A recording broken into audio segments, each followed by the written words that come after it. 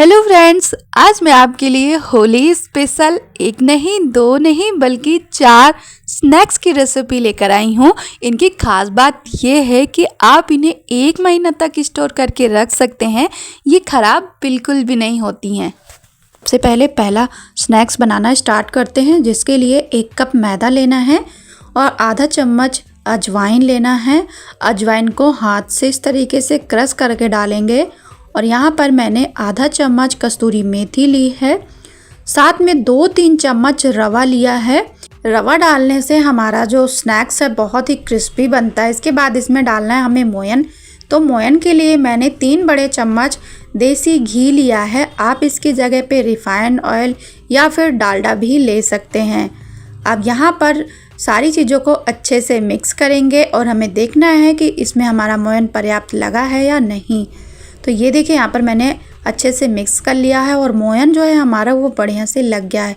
इस तरीके से ये बंद जा रहा है तो इसका मतलब मोयन पर्याप्त लगा है। आधा चम्मच कूटी हुई काली मिर्च डालेंगे। आधा चम्मच भुने हुए जीरे का पाउडर डालेंगे। आधा चम्मच लाल मिर्ची पाउडर डालेंगे, एकदम ऑप्शनल है। थोड़ा सा नमक डालेंगे और थोड़ा सा बारीक कटी हुई हरी धनिया डालेंगे। सारी चीज़ों को पहले अच्छे से मिक्स कर लेना है। इसके बाद इसमें हमें डालना है 2 मीडियम साइज के उबले हुए आलू। तो यहाँ पर मैंने आलू को ग्रेटर से ग्रेट करके लिया। आपको ग्रेटर से ही ग्रेट करना है आलू को। तो सबसे पहले आलू को अच्छे से मिक्स कर लेना है सारी चीज़ों के साथ। तो देख सकते हैं यहाँ पर मैंने आलू को अच्छे से मिक्स कर लिया। आलू में मॉइस्चर होता है, जिससे इसमें हमें बहुत ही कम पानी डालकर इसे गूँथना होता है। तो थोड़ा सा पानी डालकर मैं यहाँ पर फिर से इसे गूँथ लूँगी। तो लीजिए, यहाँ पर हमारा जो आटा है बढ़िया से लग गया है। तो अभी इसको सेट होने के लिए रख देते हैं 10 मिनट के लिए। तो लीजिए, 10 मिनट बाद हमारा आटा बढ़िया से सेट हो गया है। तो इसी आटे से हम 2 तरीके का स्नैक्स बनाएंगे। आधे आटे का अलग स्नैक्स बनाएंगे, आधे आटे का दूसरी तरीके का स्नैक्स बनाएंगे। तो यहाँ पर मैंने थोड़ा सा आटा लेकर इसको इस तरीके से पेड़े का शेप दे दिया है। इसके बाद हमें यहाँ पर इस तरीके से इसको बेल लेना है। बहुत ज़्यादा पतला नहीं बेलना है, इसकी हमें एकदम बड़ी सी पूड़ी बेलकर तैयार कर लेना है। तो लीजिए, यहाँ पर मैंने पूड़ी को बेल लिया है। तो ये देखिए, यहाँ पर मैंने इस तरीके का ये दवाई का ढक्कन ले लिया है। तो आपके पास आसानी से मिल जाएगा, जो भी आपके पास हो उससे भी आप इसे कट कर सकते हैं। तो इस तरीके से इसको काटते जाएंगे तो ये जो हमारा स्नैक्स है काजू का शेप ले लेगा। इसके बाद इसको सूखे आटा में लगाते जाना है, जिससे ये चिपके नहीं हो। इस तरीके से हमें करते जाना। तो देख सकते हैं कितने बढ़िया हमारे काजू बनकर तैयार हो गए हैं, देख सकते हैं। तो इस तरीके से मैं आपको और दिखा देती हूँ। और ये जो बीच का बचा हुआ आटा रहेगा ना, उसको हम फिर से मिक्स करके काजू बना लेंगे। तो लीजिए, यहाँ पर मैंने इतने काजू बनाकर तैयार कर लिए हैं। अब इनको फ्राई करना है। तो यहाँ पर मैंने तेल गरम करने के लिए रख दिया है।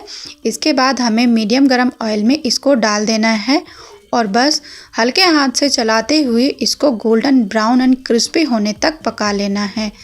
तो लीजिए, यहाँ देख सकते हैं हमारे जो काजू हैं बहुत ही क्रिस्पी एंड खस्ता बनकर तैयार हो गए हैं, गोल्डन कलर के हो गए हैं। इसको हमें तेज़ आंच पर नहीं पकाना है, धीमी आंच पर ही पकाना है। तो चलिए, इसको हम एक बड़े से बर्तन में डाल लेते हैं। यहाँ देखिए, मैंने इतने काजू बनाकर तैयार कर लिया है। तो अब हमें गरम गरम में ऊपर से थोड़ा मसाले डालना है। तो थोड़ा सा मैंने चाट मसाला डाल दिया है और ये सूखा पुदीना डाल रहे हैं। तो एकदम ऑप्शनल है, अगर आपको चाट मसाला या पुदीना नहीं डालना है तो आप ऐसे भी नहीं खा सकते हैं, क्योंकि हमने आटे में भी काफ़ी सारा मसाला डाला हुआ है। तो ये बहुत ही टेस्टी लगते हैं खाने में। तो लीजिए, हमारे बहुत ही टेस्टी काजू स्नैक्स बनकर तैयार हो गए हैं। आप इनको घर पे बहुत ही आसानी से बना सकते हैं। तो फिर मार्केट का क्यों लेकर आना, घर का बना हुआ ज़्यादा अच्छा होता है खाने में। तो आप इनको त्योहारों पे बनाइए या फिर आप ऐसे भी इन्हें घर पे बनाकर रख सकते हैं। ये 1 महीना तक बिल्कुल भी ख़राब नहीं होते हैं। हमें वही आटा ले लेना है जिससे हमने पहले वाला स्नैक्स बनाकर तैयार किया है। तो मैंने यहाँ पर थोड़ा सा आटा लेकर इसको पेड़े का शेप दे दिया है। आप चाहें तो बिना आलू के भी इस स्नैक्स को बना सकते हैं। तो यहाँ पर हमें एक बड़ी सी पूड़ी बेलकर तैयार कर लेनी। तो लीजिए, यहाँ पर मैंने एक बड़ी सी पूड़ी बेल ली है। इसके बाद यहाँ पर मैंने ये पिज़्ज़ा कटर लिया है। इसके हमें इस तरीके से लंबी लंबी स्ट्रिप कट कर लेनी है। तो यहाँ पर हमें पहले पूरी ही पूड़ी की स्ट्रिप कट कर लेनी है। तो लीजिए यहाँ पर मैंने इस तरीके से इनको कट कर लिया है। इसके बाद 3-3 स्ट्रिप आपको लेना है और इस तरीके से इसको पहले ऊपर से अच्छे से चिपका देना है और फिर इस तरीके से हमें घुमाते जाना है, रोल करते जाना है, जिससे इसमें बहुत सारे लेयर बन जाएंगे। बहुत सारी लेयर वाली मटरी हमारी बनकर तैयार हो जाएगी। तो देख सकते हैं इस तरीके से हमें बनाकर तैयार कर लेना है। तो मैं आपको एक और बनाकर दिखा देती हूँ। इसे बनाना बहुत ही आसान है। मैंने एक ही तरीके के आटे से 2 तरीके का स्नैक्स बनाना आपको बताया है। यकीन मानिए इनका टेस्ट एकदम अलग आता है। तो लीजिए यहाँ पर जो हमारा बाकी का स्नैक्स है वो भी बनाकर तैयार कर लिया है। इसके बाद एक प्लेट में वाइट तिल और ब्लैक तिल लेना है। इनको इस तरीके से फैला देना है और अब हमें एक एक पीस उठाना है। इस तरीके से इसको हमें अच्छे से इस पर चिपका देना है। अच्छे से चिपकाना है वरना ये फ्राई करते समय निकल जाएंगे। तो लीजिए यहाँ पर मैंने इसमें तिल लगा लिया है। एकदम ऑप्शनल है, अगर आपके पास है तो लगा लीजिए, वरना आप इन्हें स्किप भी कर सकते हैं। इसके बाद इनको हमें फ्राई करना है। तो यहाँ पर हमने ऑयल गरम करने के लिए रख दिया है। मीडियम गरम ऑयल में इनको हमें डालना है। इसके बाद फ्लेम को लो कर देना है। लो फ्लेम पर हमें इनको 2 से 3 मिनट तक पकाना है। उसके बाद फ्लेम को मीडियम कर देना है। मीडियम फ्लेम पर इनको फिर हमें पकाना है। तो एक साइड से ये हमारा जो स्नैक्स है वो पक गया है। इनको हम पलट देते हैं। इसके बाद इनको हमें क्रिस्पी एंड गोल्डन ब्राउन होने तक पका लेना है। तो लीजिए हमारा स्नैक्स बनकर तैयार हो गया है। इस स्नैक्स को आप कभी भी बनाइए, त्योहारों पे बनाइए। ये देखने में भी काफ़ी ज़्यादा अच्छे लगते हैं और खाने में तो बहुत ही ज़्यादा टेस्टी हैं। तो देख सकते हैं यहाँ पर जो हमारे तिल हैं वो थोड़ा बहुत निकल गए हैं, पर थोड़ा बहुत रह गए हैं। बहुत टेस्टी बनता है। इसका टेस्ट एकदम अलग सा आता है। एकदम लेयर लेयर वाला जो खस्ता नाश्ता होता है ना, वैसा लगता है खाने में। एक बार बना के देखिए, आपको भी ये बहुत पसंद आएगा। तो चलिए फटाफट हम सारे स्नैक्स को निकाल लेते हैं और इस तरीके से तेल छानते हुए आपको निकालना है। थोड़ी देर तक तेल अच्छे से छानना है। उसके बाद ही आपको इन्हें प्लेट में डालना है और फिर इन्हें ठंडा करना है। ठंडा करने के बाद ही आपको इनको स्टोर करके रखना है। तो लीजिए हमारा दूसरी तरीके का स्नैक्स बनकर तैयार हो गया है।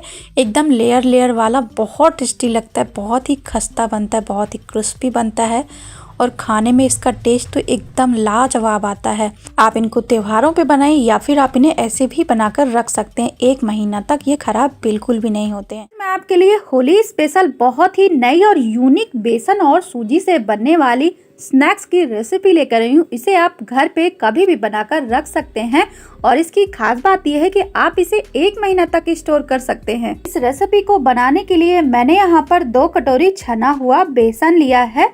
इसी के साथ हमें यहाँ पर आधी कटोरी सूजी यानी रवा लेना है। इन दोनों चीज़ों को हमें अच्छे से मिक्स कर देना है।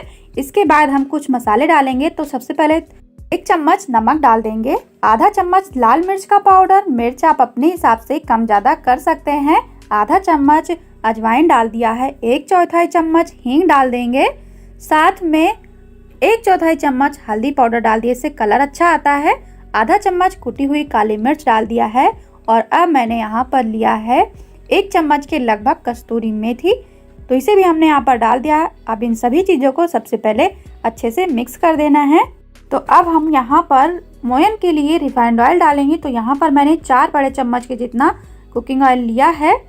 तो इसे हमें मिक्स कर देना है। ये डालने से हमारा जो स्नैक्स है बहुत ही खस्ता और क्रिस्पी बनेगा।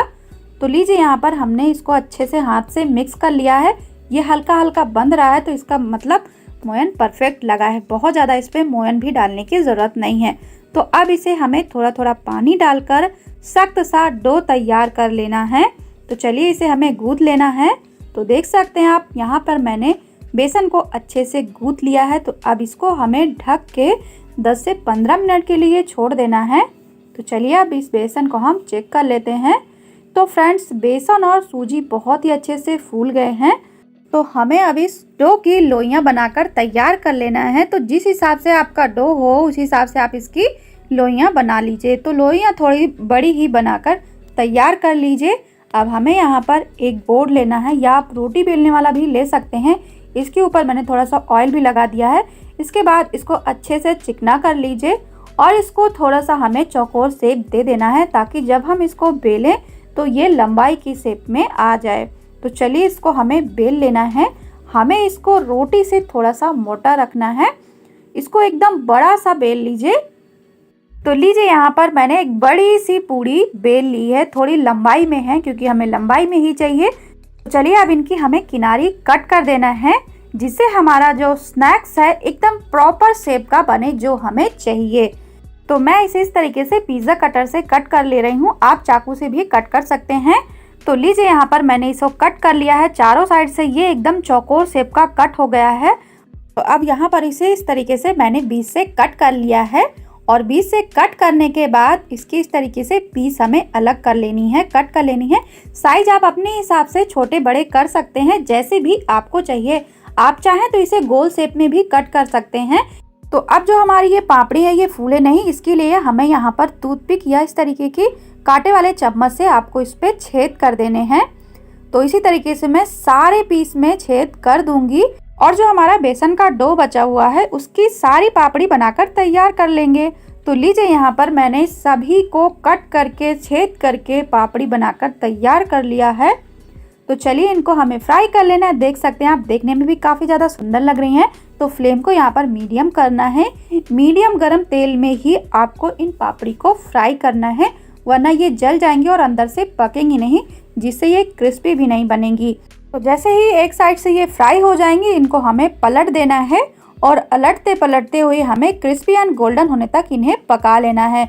तो लीजिए फ्रेंड्स, हमारी बेसन और सूजी की चटपटी मसालेदार पापड़ी बनकर तैयार हो गई हैं।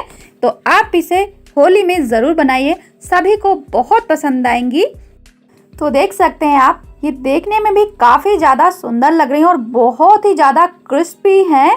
फ्रेंड्स, आप इन पापड़ी को 1 महीना स्टोर करके भी रख सकते हैं और आप इसे नमकीन की जगह पे भी यूज़ कर सकते हैं।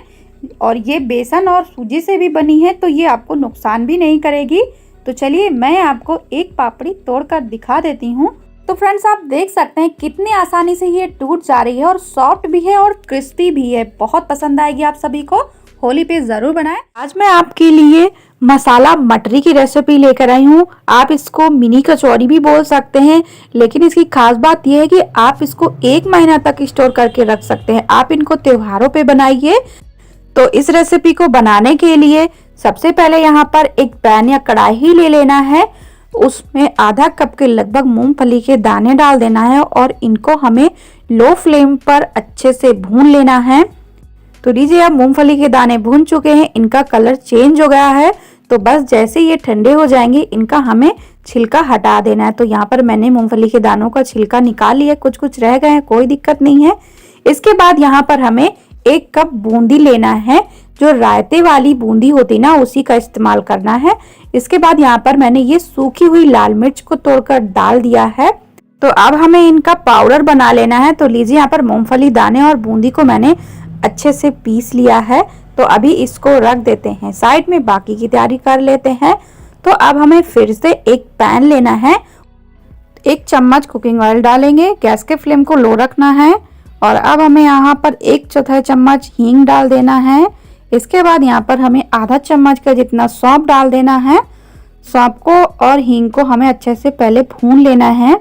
इसके बाद यहाँ पर मैंने लिया है ये बारीक कटी हुई हरी मिर्च। तो मिर्च आप अपने हिसाब से कम ज़्यादा कर सकते हैं। इनको भी बढ़िया से भून लेना है। इसके बाद यहाँ पर जो हमने ये पाउडर बना कर रखा था, इस पाउडर को यहाँ पर हमें डाल देना है और इसे डालकर हमें 1 मिनट तक भून लेना है। जैसे ही सारी चीजें भुन जाएंगी, यहाँ पर गैस के फ्लेम को बंद कर देना है। आधा चम्मच भुना हुआ जीरा का पाउडर डालेंगे, आधा चम्मच धनिया पाउडर डालेंगे, साथ में हम थोड़ा सा नमक डालेंगे। नमक आप अपने टेस्ट के अनुसार डालें, कम ज़्यादा जैसा भी आप खाते हो। अब इन सारी चीज़ों को अच्छे से हमें मिक्स करना और इसे ठंडा होने देना है। तो रख देते हैं अभी साइड। यहाँ देखिए, यहाँ पर मैंने 1 कटोरी मैदा लिया है। इसके बाद आधा चम्मच अजवाइन को हाथ से क्रश करके इसमें हमें डाल देना है। तो अब यहाँ पर थोड़ा सा नमक डाल देंगे और अब यहाँ पर थोड़ा सा इस तरीके से गड्ढा कर देंगे।